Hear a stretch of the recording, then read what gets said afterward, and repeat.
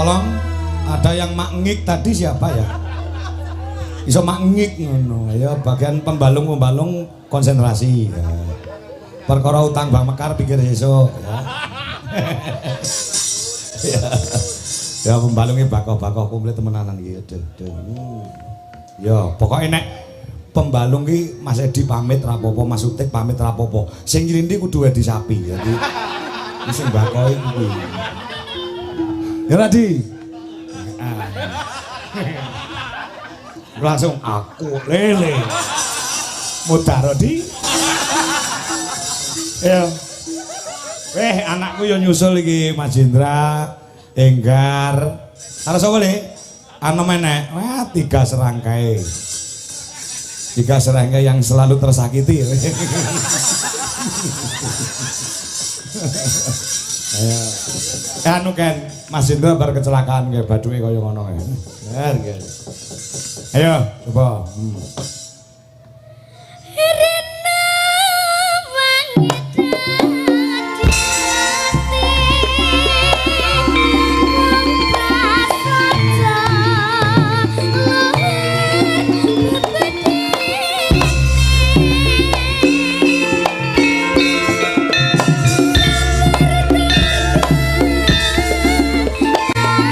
Masuk, ngecai pop ya.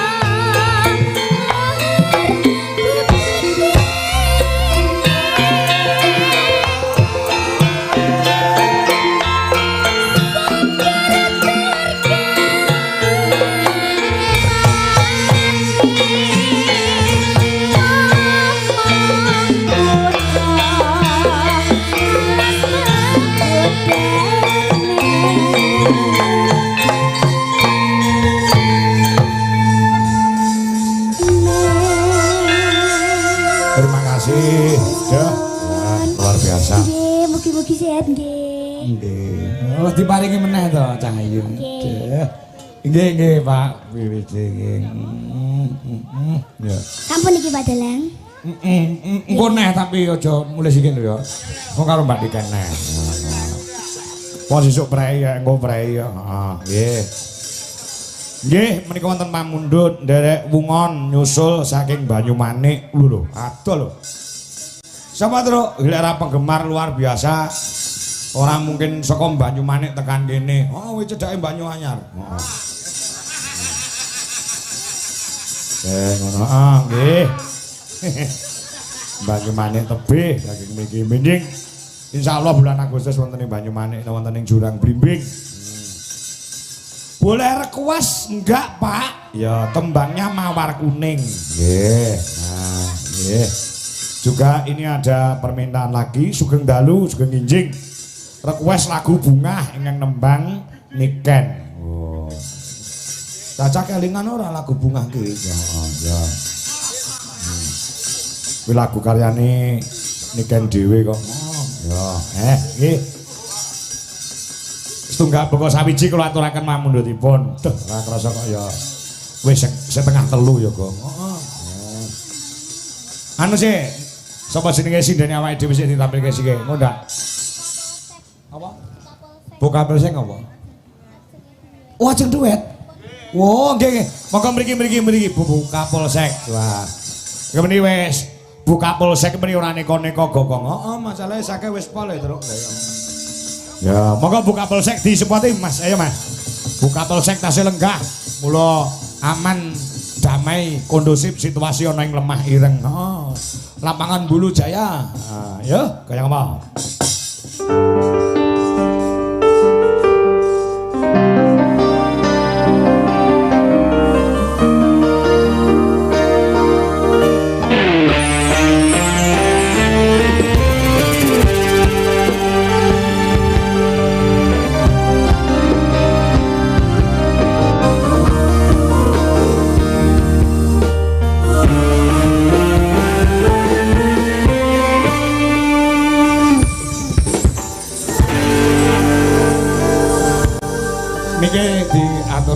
Buka Polsek. Monggo Bu tindak mriki mawon mboten napa-napa Bu. Nah, monggo tindak mriki mawon mboten napa-napa. Nah, dah. Nggih. Matur sembah nuwun sampai setengah 3 Bu Kapolsek masih bergabung dengan warga masyarakat wonten ing kerajaan mriki nggih Bu. Nggih. Nggih, badhe napa nderek nyanyi kalih Mbak Niken tapi lagu Jogja Istimewa saged. Oh, saged sanget niku. Saged sangat pun to. Ayo Mbak Niken niki Bu Kapolsek direwangi ora sari lho. Napa sering mirsani wayang Bu jenengan? Sering. Mboten mudeng tapi seneng nek enten napa nggih spray bantal napa wayang-wayang kula tumbas. Soale mboten mudeng niku wayang-wayang napa. Oh, cuma remen. Remen ngoten nggih. Oh ya. Ayo, ya. Sembah nuwun pun remen teng budayane dhewe budaya wayang kulit. Kenal sik lagi. Ngopo sikilmu ngopo? Ayo. Miki di onekke sike. Ya, Pak. Rasane sikile kerap. Asam urat. Asam urat. Kowe iki cah nom iso kolesterol asam urat. Karo Buka Polsek lho. Wis sepo barang jek sehat koyo ngono. Walah ger. Mangan kulit disudok ben ora kolesterol. Yo. Nggih nembe menika napa kalih Mbak Niken Buka Polsek pinangki saged. Nggih. Biasane ningali wonten YouTube nggih. Nggih, nyekrol kadang enten Mbak Niken niku. Kalau kinten niku adikipun ternyata mboten nggih. Niki to? Adik kula niki. Nggih. Adik kandung. Mboten. Niki pancen adike ning beda bapak beda ibu. Nah, mirip nggih. Adik temu gede. Nggih. Niki nggih asli Kediri Gringging, Bu. Nggih. Perbatasan kali Nganjuk. Pun ngantuk. Mpun, niku men dipeksa-peksa. Nggih. Ayo, Jogja Istimewa iki mesti gayeng iki. Ya. Monggo para kanca, pemusiknya Indonesia. Ya. Jogja Istimewa Bu Kapolsek dengan Ibu dan kok Mbak Niken Salindri. Yo. Luar biasa Bu Kapolsek. Matur sembah nuwun Bu. Mugi-mugi sehat selalu panjang umurnya. Aja lupa sik Ken. Ken disusul karo anu. Sapa? Nah. Disusul karo Mayang karo sapa? Opa. Lho. Kendange anu samboyonan ditata Mas Gugu. Nah, iki. Nggak jogete cah telu iki iso imbang. Ngono ya. Lagune campursari sing pelok engko dibacutke cara samboyo utawa cara jaranan gong. Wah. Lha roh jogete cah telu iki wah luar biasa. Ya iya, heeh. Nggih. Ayo sapa jenenge kuwi? Mayang karo Opa. Aduh. Nendi Gar mau? Gar cantikku kan cantikmu. Ya. Lagune apa sing pelok anu ana ninggal katresnan ana sing penting digarap sepisan dangdut sing angka loro samboyo. Nah, oh didelok jogete iso kompak latihan ning Trenggalek ki penting. Ya, apa lagune Mbak Okwa? Nah, sing pelok apa? Nah, dah. Apa? Napa, Pak? Napa? Ninggal katresnan ya? Nggih. Oke, nah, ayo Mas. Digarap. Nah, ayo coba. Oke, joget secara serempak wong telu iki. Ya, ya. Ya, coba. Monggo Mas, kendangnya Mas ditoto. Ya. Ayo, Bu. Ya. Ninggal katresnan. Garap Rong Irama. Yuk, dados.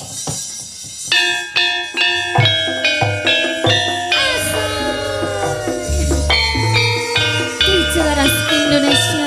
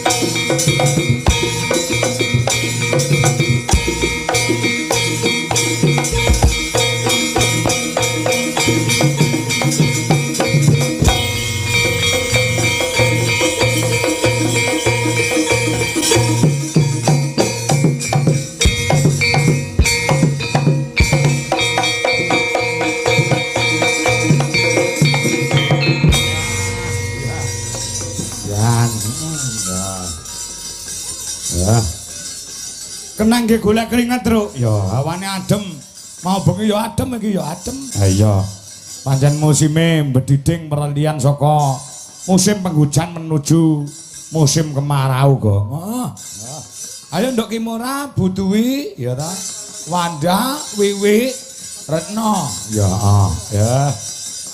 Gendi, ayo dah. Wanda kudu tampil iki. Deh. Ya. Ana, Tru? Ya, deh. Ya sing kira-kira Nduk Kimora apal apa? Ana Denok, ana Tombo Kangen, ayo. Nah, ya. Tombo motor. Ya, Nduk. Jumeneng, Nduk. Ya. Nduk Kimora, Nduk Wanda, Nduk Dwi. Ayo.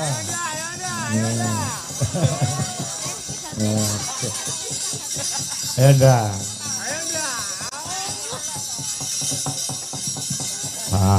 Sing apal apa Kimora? Lagune apa? Denok mawon. Denok mawon. Oh nggih, siap. Nggih, ya coba diaturke. Ya. Yo, monggo kanca-kanca pemusik lan kanca-kanca pengrame diaturke. Menika wonten Nduk Kimora, wonten Budwi Kurniawati, ana Nduk Wanda, Nduk Wiwi karo Eyang Uti Retno. Yo, Denok, ayo Mas. Kekinian ya. Yuk, daduas.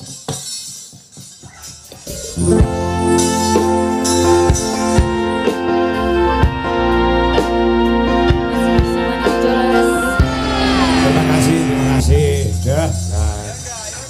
Wah, luar biasa ya. Kanca-kanca pengrawit karo pemusik iso kompak. Monggo ketemune lagi bengi iki, Tru. Ya, aku lek wis ketemu ping 4, ping 5, wah sangsaya. Lah iya, heeh. Ki musike saka Klaten. Ya, ngono ya, heeh. Mau nyuwun pangapura sing ngedram ki mau mike kurang. Miko anu mixerku kurang akeh, Mas. Tak tukone sing channel-e ana 120 ngono dadi karuane. Kanthi ngebaki panggung ngono mixere ya. Ya. Ya biasane orang nganggo drum duduk kaya ngono kuwi. Iki jenenge drum duduk to ngono kuwi. Diduduki lho maksude. Dadi bar wayangan ini iki terus sing ngedrum didudukne lemah. Ora. Nggih ngising. Nggih, matur nuwun pun jam 3. Mugi-mugi kanthi srana bersih dusun menika saged murakapi sedaya utamanipun wonten ing kerajaan ing lemah ireng. Mbawen mugi-mugi tansah pinaringan karaharjan kamilujengan nirbaya nirsangsaya tebih saka godha rencana manjing harja wilujeng slamet donya lan akhirat. Amin.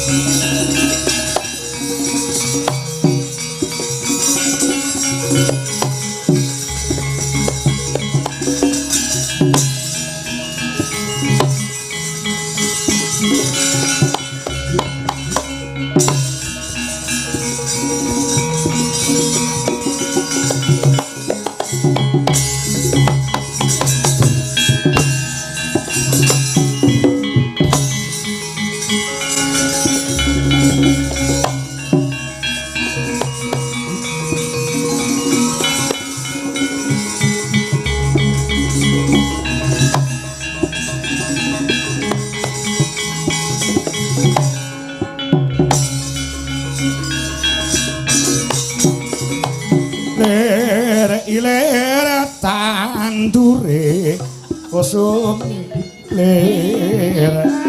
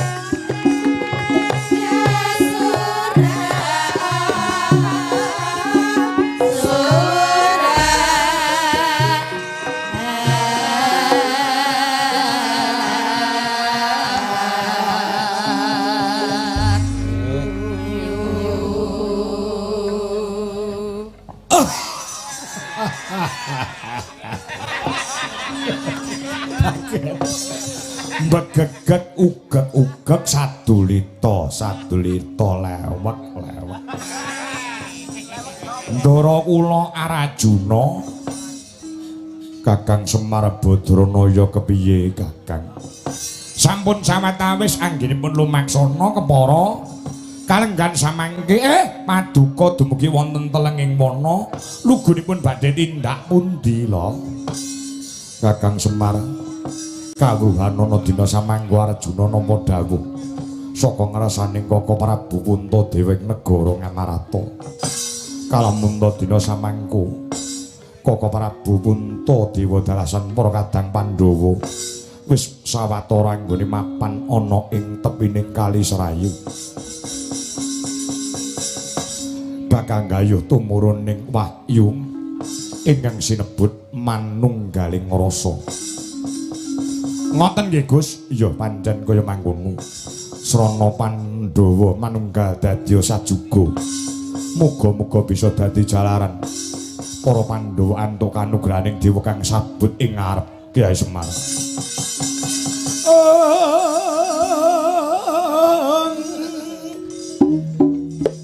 miat langening Kalangyanagara pandamuncara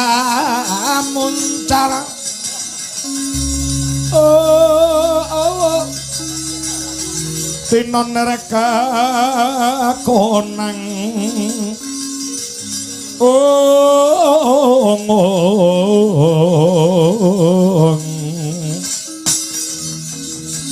kasorolan pajaring para naming gegono dasare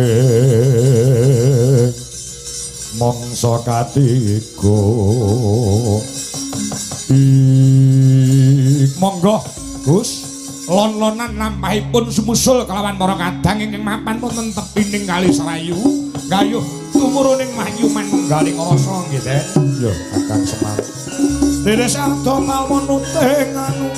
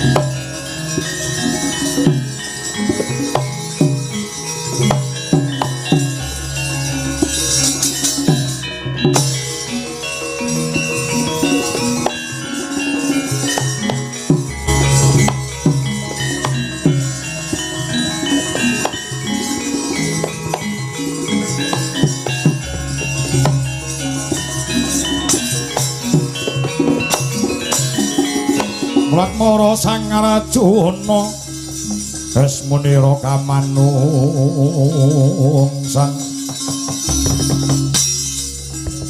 kawrsanding kahing mungsuh heram padha kadang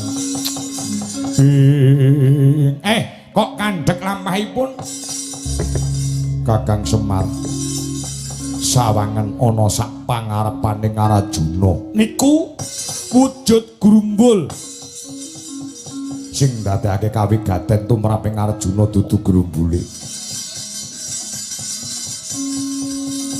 lajeng sawangen ana jroning grumbul sing ana sak pangarepanku ana cahya ingkang mencorong ingkang blerengi mata mokal yen ora ana bab kang sinandi ana jroning grumbul nganti ngetokake sinar ingkang blerengi mripat Petruk wonten dawuh Rama grumbul kae lebonana grumbul kae lebonana jero kok enek sing padang-padang kae nek barang apa nek nyolowadi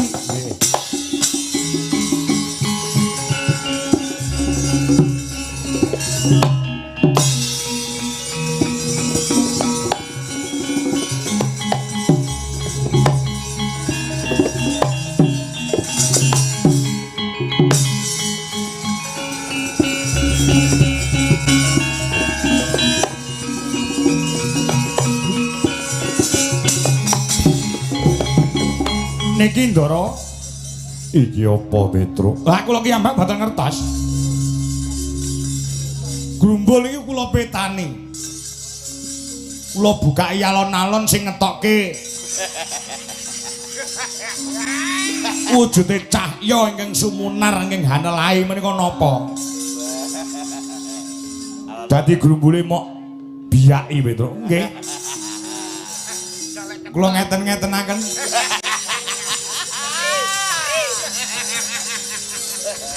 Lah bareng saya jeru niku kok. Wonten sing nyenil ngenten iki.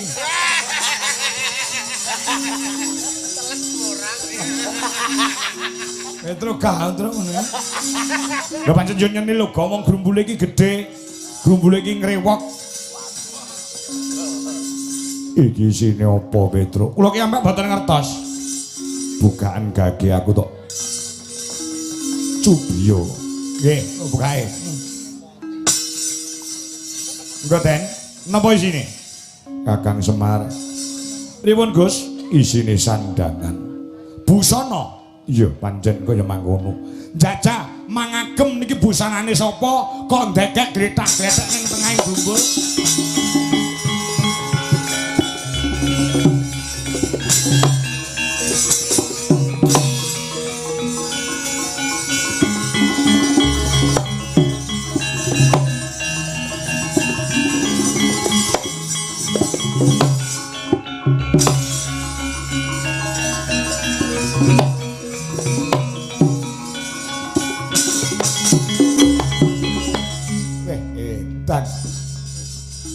Niki lak sandangane Bathara Guru.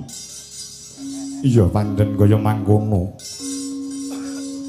Lho tangane saged papat sing loro pasangan. Payunge. Yen ngono tak cepote. Ampun. Ampun dipun capot sakniki. Banjur aku kudu kepiye Kakang Semar? Niki kula niku apal matake Bathara Guru niku adik kula. Mesti Bathara Guru nembe namur laku wonten ing jagat raya gawe geger, gawe onar, gawe kahanan saya pruwet, saya panas. Lah niki kayangan Suralaya mesti kumplang, mesti suwung. Banjur mang munggah teng kayangan dadi Bathara Guru mimpin Suralaya. Kula tutke, ayo cah telu, gek mlebu kuncungku tak jak ning kayangan tamasya ning kono.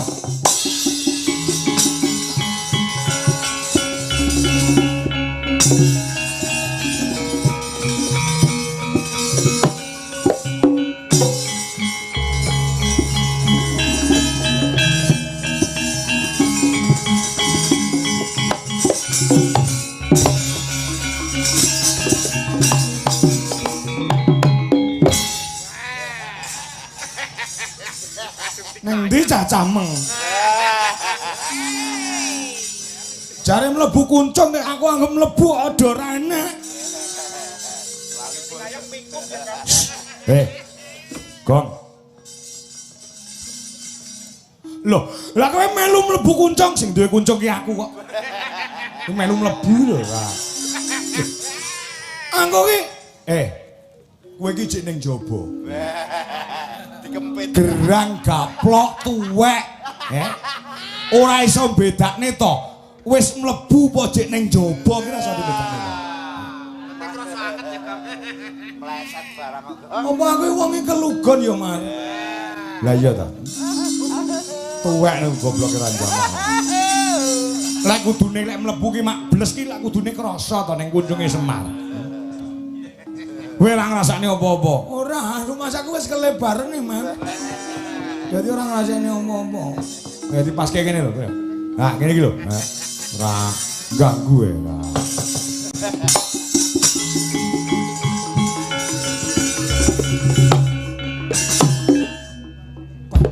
Mar kecilikan bolongane iki. Angel lho. Dedelen wingi iso nyemplung dhewe. Angel. Itu nono kok.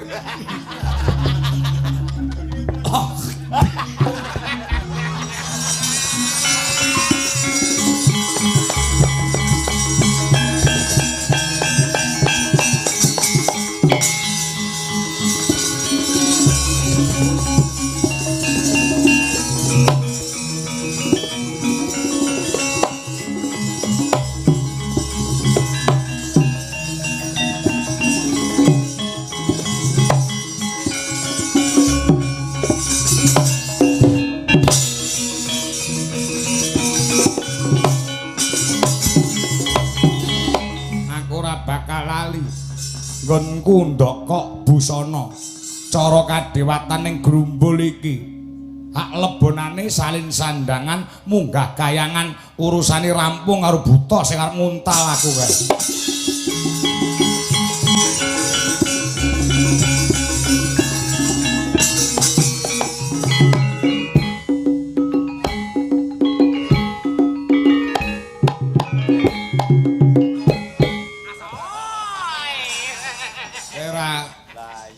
Dadi bojoku ket SMKI boyo iso. Dek wis ora nyuwara apa-apa. Jero kok wis ora enek isine. Kok wis ora nanggrok apa-apa. Nyuwara wae ora. Weh lah sapa? Weh, jero kok tatune kaya digejoh jaran. Monggo busana ulun nek kundaka ya ning kene iki Dik. Ora ana papan dununge mahacilaka. Ya. Mbok menawa ditemu karo tukang ngrosok. Ora merduleni munggah kayangan kono sandangan busana dewa akeh. Nek perlu matikel-tikel munggah kayangan salin sandangan Drilocana.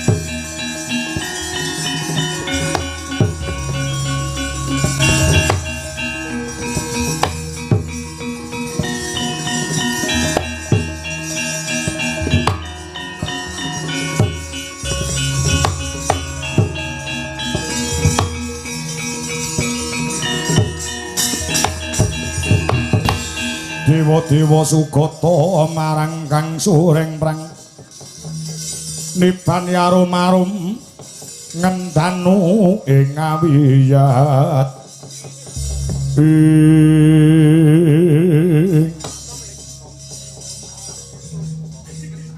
angeni, apa Pukulun? Kok kaya wong bingung? Nyawang kiwa tengen munggah medun. Oh sik, pancen aku bingung. Sing tak bingungi, kene iki kayangan Suralaya apa utuh? Ayo cetha ta. Nang ngarep kene plakate kayangan Suralaya. Lho, lek kene kayangan Suralaya lah kok sing lungguh ning kono kok penyan.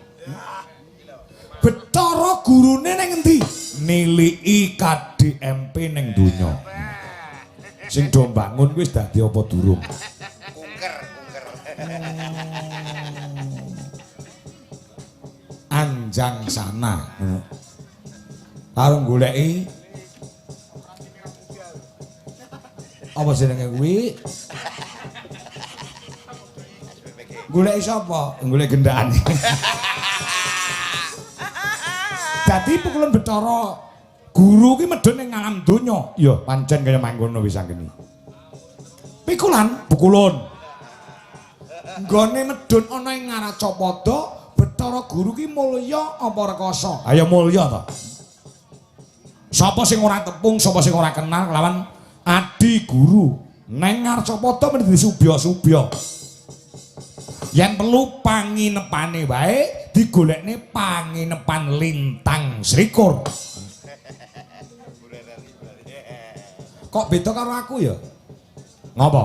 Perasaanku kok Bathara guru anggone medhun ning Ngaracapada tiba rekoso sing kedawa-dawa. Ora iso. Rekoso mulya, rekoso mulya. Lah kae monggo di guru. Monggo di guru.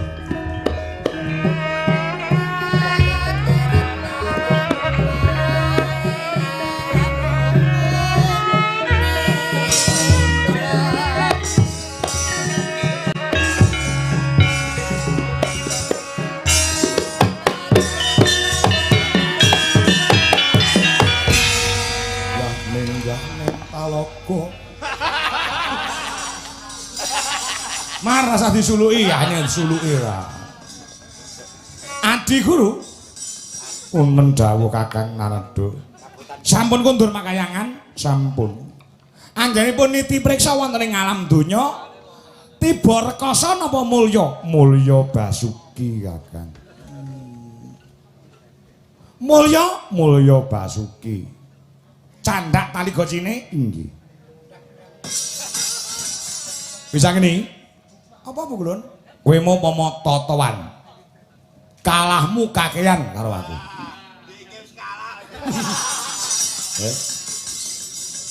Iya, aku ki jago Meksiko kalah karo Spanyol.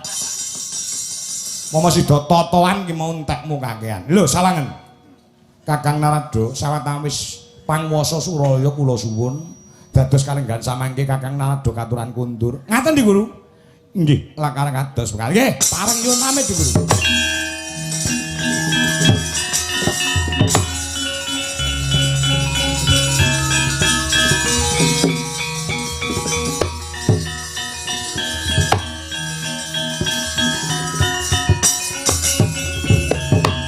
Bambang Wisanggeni. Apa?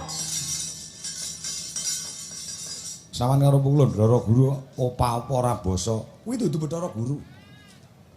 Wong liya diapusi kenek, Wisanggeni ora iso, Petro. Lho. Lah niki Bathara Guru ora iso. Kuwi dudu Bathara Guru, niki Kanjeng Rama Janaka. Niki piye iki? Maling lekas mlebu omah wis konangan niki piye lho. Ya.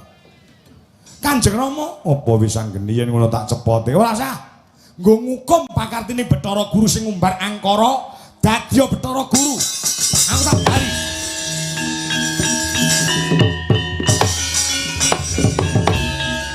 Napa nyek dak kula tindakan Gus? Apa Kakang Semar? Kowe nyango repat kepanasan alun-alun Suralaya. Enek sing ngaku-ngaku Bathara Guru diusir saka kayangan, ya. Nek perlu Jatasana, ya. Jatasana duwe dulur jenenge Jatasini, gitu. Gah. Lah ndelalah Jotosini kuwi ning pasar. Hah? Sing ning omah sapa, Truk? Gah nyauri aku mau Jotosini. Sapa bae sing aku Bathara Guru diusir saka kayangan. Kang Gareng aja digugah wonge keturun ning bis. Dadi gugah nesu. Cuma tangi mak krekang kaya ngimpi ya, Tru. Ya. Kono dijogo repat kepanasan. Sapa sing aku Bathara Guru diusir nek perlu dijotosi nganti.